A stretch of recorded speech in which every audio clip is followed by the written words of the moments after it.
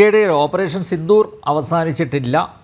നോക്കൂ, ഇന്നിപ്പോൾ ഈ ഭീകരവാദികളെ പഹൽഗാമിൽ ആക്രമണം അഴിച്ചുവിട്ട 26 പേരെ കൊന്ന ഭീകരവാദികളെ വിട്ടുകിട്ടാതെ തുടർ ചർച്ചയില്ല എന്ന് വ്യക്തമാക്കിയിട്ടുണ്ട്. പാകിസ്ഥാൻ്റെ ഒരു നിലപാട്, സമീപനം എന്തായിരിക്കും വരും ദിവസങ്ങളിൽ?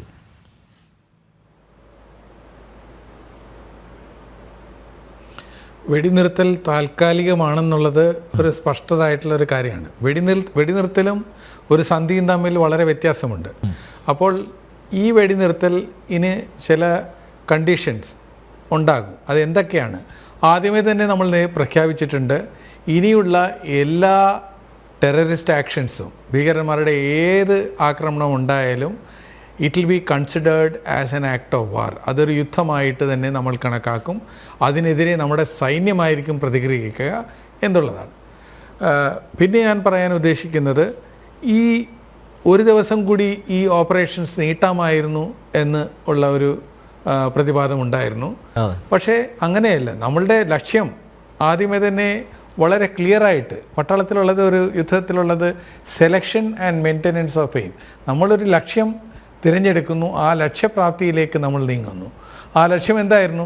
ടെററിസ്റ്റ് ക്യാമ്പുകളെ നശീകരിക്കുക, അതിന് പിന്നിലുള്ള ആളുകളെ ഉന്മൂലനം ചെയ്യുക, പിന്നെയും അത് ആവർത്തിക്കാതിരിക്കാനുള്ള തക്കതായ തോതിൽ ഒരു ശിക്ഷ നൽകുക, അങ്ങനെയുള്ളതായിരുന്നു. അത് ആദ്യത്തെ ദിവസം തന്നെ ചെയ്തിരുന്നു. പക്ഷേ എല്ലാ ടെററിസ്റ്റ് ക്യാമ്പുകളും എന്തുകൊണ്ട് ആക്രമിച്ചില്ല എന്നുള്ള ഒരു ചോദ്യം കൂടി ഉണ്ടായി ഈ ചർച്ചയിൽ. എല്ലാ ടെററിസ്റ്റ് ക്യാമ്പുകളും ആളുകളില്ലായിരുന്നു എന്നുള്ളതാണ്. നമ്മൾ ഈ ഓപ്പറേഷൻ സിന്ദൂർ, പഹൽഗാം അറ്റാക്കും ഓപ്പറേഷൻ സിന്ദൂറും തമ്മിലുള്ള ഇടയിലുള്ള ഒരു ഗ്യാപ്പുണ്ട്, ഒരു സമയ വ്യത്യാസമുണ്ട്. ആ സമയത്തിൽ കുറച്ച് ടെററിസ്റ്റ് ക്യാമ്പുകളിൽ അവർ വെക്കേറ്റ് ചെയ്തിരുന്നു.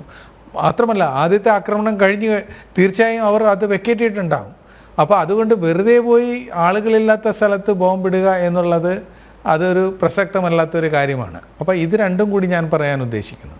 പിന്നെയുള്ളത്, പാകിസ്ഥാൻ്റെ പ്രതികരണം എന്തായിരിക്കുമെന്നുള്ളത് ഞാൻ വീണ്ടും പറയുകയാണ്.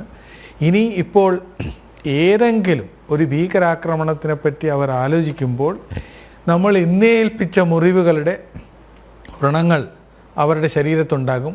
അതവർ നോക്കുമ്പോൾ അവർക്ക് ഓർമ്മ വരും, ഇവിടെ നമ്മൾ ഏറ്റിട്ടുള്ളതാണ്. ആ വ്രണങ്ങൾ പൂർണ്ണമായും കരിഞ്ഞു പോയാലും ആ പാടുകൾ അവശേഷിക്കും. അതുകൊണ്ട് ഇങ്ങനെയുള്ള ഒരു കാര്യത്തിന് ആലോചിക്കുമ്പോൾ അവർ ധൈര്യം കാണിക്കില്ല. എന്നുവെച്ചാൽ ഇനിയുണ്ടാകുന്ന പ്രതികരണം നമ്മൾ ഇപ്പോൾ ചെയ്ത പോലെ ആയിരിക്കില്ല, ഇതിലപ്പുറമായിരിക്കും. നമ്മൾ അവരുടെ രാജ്യത്തിനകത്ത് കടന്നു ചെന്ന് അവരുടെ എന്തൊക്കെയാണ് ഇവരുടെ ആളുകളുടെ പിന്നിൽ നിൽക്കുന്ന പട്ടാളം, ISI അവരുടെ കയ്യിൽ അച്ചുകുത്തി കൊടുക്കും, മോനെ ദിനേശ, ഇതിനപ്പുറം വേറെ ഒന്നും ചെയ്യാൻ നിങ്ങൾക്ക് പറ്റില്ല എന്നുള്ളത്. അത് തീർച്ചയായും അത് നടത്തും. അതിനുള്ള തയ്യാറെടുപ്പുകളും അതിനുള്ള സജ്ജീകരണങ്ങളും നമ്മൾ തുടങ്ങി വെച്ചിട്ടുണ്ട്. പിന്നെ ഒരു യുദ്ധം നടത്തുമ്പോൾ എല്ലാ നമ്മുടെ യുദ്ധസാമഗ്രികളും അത് പൂർണ്ണമായും ഒരു രാജ്യത്തിന് പുറമേ ഇട്ട് കഴിഞ്ഞാൽ പിന്നെ ബാക്കി നമ്മുടെ കയ്യിൽ എന്താണുള്ളത്? അപ്പോൾ അതിൻ്റെ ഒരു റിസർവ്സ് നമ്മൾ ചൈനയിൽ നിന്ന് എന്തെങ്കിലും നമ്മൾ പ്രതീക്ഷിക്കണം. അങ്ങനെ ഉണ്ടാവില്ല എന്നുള്ള ഒരു പക്ഷേ ഉണ്ടായില്ലായിരിക്കും. എന്നാലും അത് ഉണ്ടാവില്ല എന്ന് വിചാരിക്കുന്നത് ബുദ്ധിമോശമാണ്. അതിനുവേണ്ടി നമ്മുടെ ഈ യുദ്ധസാമഗ്രികളും വെടിക്കോപ്പുകളും എല്ലാം അതിൻ്റേതായ ഒരു പ്ലാനിംഗ് ഉണ്ട്. അതൊക്കെ വെച്ച് നമ്മൾ റിസർവായിട്ട് വെക്കണം. പിന്നെ പട്ടാളത്തിൽ ഒരു യുദ്ധ റൂൾസ് ഓഫ് എൻഗേജ്മെൻ്റ് ഉണ്ട്. അതായത് യുദ്ധത്തിൻ്റെ ചില കീഴ്വഴക്കങ്ങൾ. രണ്ട് യുദ്ധം ചെയ്യുന്ന രണ്ട് രാജ്യങ്ങൾ തമ്മിൽ നിൽക്കുമ്പോൾ ഒരാൾ വെള്ളക്കൊടി കാണിച്ചു വരുമ്പോൾ അയാളെ വെടിവെക്കാനുള്ള ഒരു കീഴ്വഴക്കമില്ല. അത് രാഷ്ട്രത്തിന് മാത്രമല്ല, അത് അന്താരാഷ്ട്രീയ തലത്തിൽ മൊത്തം ജനീവ കൺവെൻഷനിൽ പറഞ്ഞിട്ടുള്ള കാര്യമാണ്. ഈ സിനിമകളിലൊക്കെ നമ്മൾ കാണും, ഈ ശവശരീരങ്ങളെ ഹീറോ വന്നിട്ട് ഒരു തൊഴിലൊഴിക്കുമ്പോൾ 100 മീറ്റർ അങ്ങോട്ട് പോകുന്നു. പട്ടാളത്തിൽ അങ്ങനെ ചെയ്യാൻ പാടില്ല.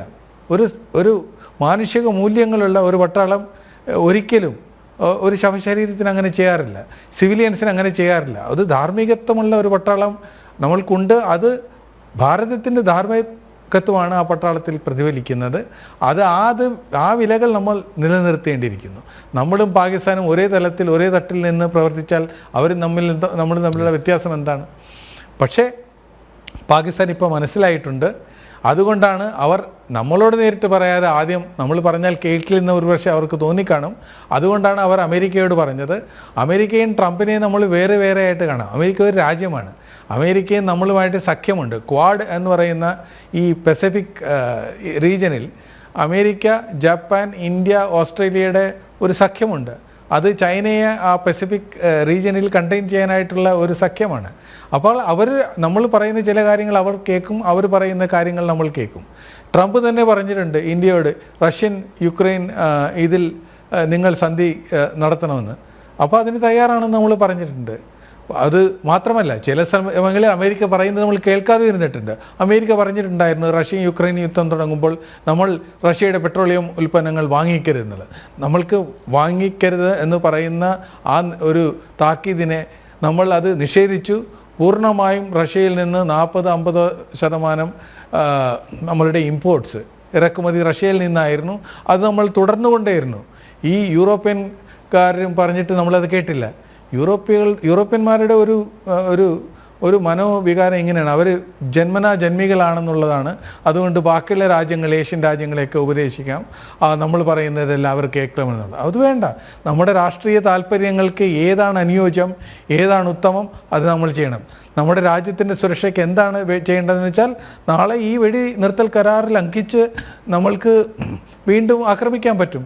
അവർ പ്രതിക്രിയ ചെയ്യുകയാണെങ്കിൽ, വീണ്ടും അതിർത്തിയിൽ ബോംബുകൾ വർഷിക്കുകയാണെങ്കിൽ, വെടിവെക്കുകയാണെങ്കിൽ, പീരങ്കികൾ വെച്ചിട്ടോ അല്ലെങ്കിൽ വീണ്ടും ടെററിസ്റ്റ് ആക്ഷൻ ചെയ്തോ, നമ്മളിതിൻ്റെ 3 ഇരട്ടി ആഘാതം അവരെ ഏൽപ്പിക്കും. അത് ഉറപ്പാണ്. അതിൻ്റെ ഒരു സ്വാതന്ത്ര്യം നമുക്കുണ്ട്. അപ്പോൾ അതിനകത്ത് നമ്മൾ ഈ അരിയിൽ ഇങ്ങനെ ചരല് തേടേണ്ട കാര്യമില്ല.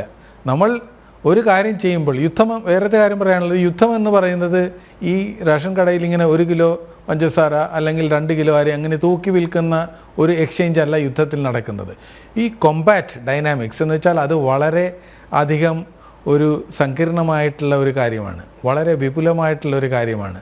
അതിൽ പല ആയുധങ്ങളുണ്ട്, പല സേനകളുണ്ട്, പല തന്ത്രങ്ങളും പ്ലാനുകളുമുണ്ട്.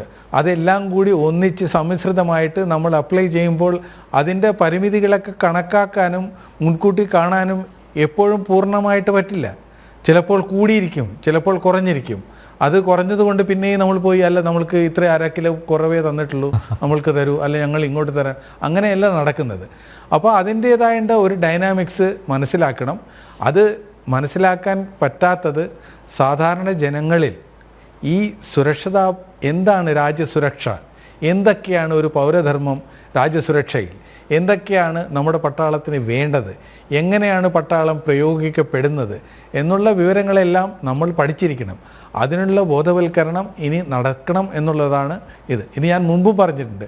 രാഷ്ട്രീയം കവലകളിലെല്ലാം ചർച്ച ചെയ്യപ്പെടുന്നത് പോലെ എല്ലാ കവലകളിലും രാജ്യ സുരക്ഷ എങ്ങനെയാണ് നടത്തുന്നത്, നമ്മുടെ പട്ടാളത്തിലുള്ള ഘടകങ്ങൾ ഏതൊക്കെയാണ്, അവിടെ അവരുടെ കയ്യിലുള്ള ഉപകരണങ്ങൾ ഏതൊക്കെയാണ്, ഏതൊക്കെ ബോംബുകളാണ് അവരുടെ കയ്യിലുള്ളത്, എന്താണ് നമ്മൾ ചെയ്യേണ്ടത്, ഒരു യുദ്ധം പുറപ്പെട്ടാൽ, ഒരു അണുവായുധ യുദ്ധം ഉണ്ടായാൽ സാധാരണ ജനങ്ങൾ എന്താണ് മുൻകരുതൽ തേടേണ്ടത്, അവർ വീട്ടിൽ മുറ്റത്ത് ബങ്കറുകൾ ഉണ്ടാക്കിയിട്ടുണ്ടോ, അല്ലെങ്കിൽ എങ്ങനെയാണ് ഇത് നേരിടേണ്ടത്, എങ്ങനെയാണ് ഒരു കുറച്ച് ബോംബുകൾ വീണാലോ അല്ലെങ്കിൽ വെടി കൊണ്ടാലോ, എങ്ങനെയാണ് വെടി കൊണ്ടു കഴിഞ്ഞാലോ മുറിവോ പരിക്കോ ഏറ്റിട്ടുണ്ടെങ്കിൽ എങ്ങനെയാണ് ഒരു ഫസ്റ്റ് എയ്ഡ് നടത്തുക, എങ്ങനെയാണ് ഒരു രോഗിയെ, ഒരു ആഘാതം ഏറ്റ ഒരാളെ ആശുപത്രിയിൽ എത്തിക്കുക, അതിൻ്റേതായ കാര്യങ്ങളെല്ലാം നമ്മൾ പഠിച്ചിരിക്കണം.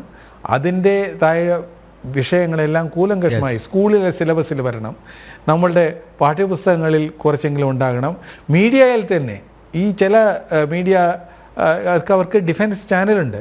ഒരു പ്രോഗ്രാം ഒരു മാസത്തിലൊരിക്കലോ അല്ലെങ്കിൽ ആഴ്ചയിലൊരിക്കലോ അത് ചെയ്യുകയാണെങ്കിൽ ആളുകൾ ബോധവൽക്കരിക്കപ്പെടും. അതുപോലെ ഇങ്ങനത്തെ ചോദ്യങ്ങളും അലോസരങ്ങളായിട്ടുള്ള ഈ ചിന്തകളും വാക്യങ്ങളൊന്നും ആളുകൾ പുറപ്പെടുവിക്കപ്പെടില്ല. ഇതൊരു ലഘുവായിട്ടുള്ളൊരു കാര്യമല്ല. യുദ്ധം എന്ന് വെച്ചാൽ it is A serious business. വളരെയധികം പ്രാധാന്യവും ഗൗരവമുള്ള ഇതാണ്. ആളുകൾ ഒരു സൈന്യം വേറൊരു സൈന്യത്തിന് ആക്രമിച്ച് ആളുകളെ വധിക്കുന്നു, അവരെ വളരെയധികം നാശനഷ്ടമുണ്ടാക്കുന്നു. അത് മനുഷ്യ മൂല്യങ്ങളുടെ ഒരു എതിരാണെന്ന് ചിലർക്ക് തോന്നിയേക്കാം. പക്ഷേ അങ്ങനെയല്ല. അങ്ങനെ ഉണ്ടെങ്കിൽ എല്ലാ രാജ്യത്തും പട്ടാളം ഉണ്ടാകില്ലായിരുന്നല്ലോ. പോലീസിനെ എന്തിനാണ് വെച്ചിരിക്കുന്നത്? എപ്പോഴും ഈ നെഗറ്റീവായിട്ട് ചിന്തിക്കുന്നതും ആക്രമവാസനയുമായിട്ടുള്ള വ്യക്തികളുണ്ടാകും, രാഷ്ട്രങ്ങളുണ്ടാകും. അവർക്കെതിരെ പ്രതികരിക്കാനായിട്ട് ഫോഴ്സസ്, അതാണ് ആംഡ് ഫോഴ്സസ് എന്ന് പറയുന്നത്, CRPF, central reserve police force, BSF border security force അത് ഫോഴ്സാണ്, ഒരു ശക്തിയാണ്, രാഷ്ട്രത്തിൻ്റെ ശക്തിയാണ്. ആ ശക്തിയെ എപ്പോഴും കെട്ടുറപ്പായി സൂക്ഷിക്കണം. അവർ പ്രയോഗിക്കേണ്ട കാര്യങ്ങളുണ്ട്, അവർ ചെയ്യേണ്ട കാര്യങ്ങളുണ്ട്, അതിലവർക്ക് സ്വാതന്ത്ര്യം കൊടുക്കണം. കുറച്ച് അങ്ങോട്ടും ഇങ്ങോട്ടും ഒക്കെ മാറിപ്പോയാൽ അതിനെ കൂടുതൽ മുറിച്ച് കഷ്ണിച്ച് അതിന് ഉപ്പ് നോക്കേണ്ട കാര്യങ്ങളൊന്നുമില്ല എന്നാണ് എനിക്ക് പറയാനുള്ളത്. ഓക്കെ, കുറച്ച് സമയം കൂടി ശേഷിക്കുന്നുണ്ട്. ഈ പുൽവാമ പരാമർശിക്കാതെ പോകാൻ പറ്റില്ല. കാരണം പുൽവാമയിൽ ഒരു വെളിപ്പെടുത്തൽ ഉണ്ടായിട്ടുണ്ട് ഇന്നത്തെ ദിവസം.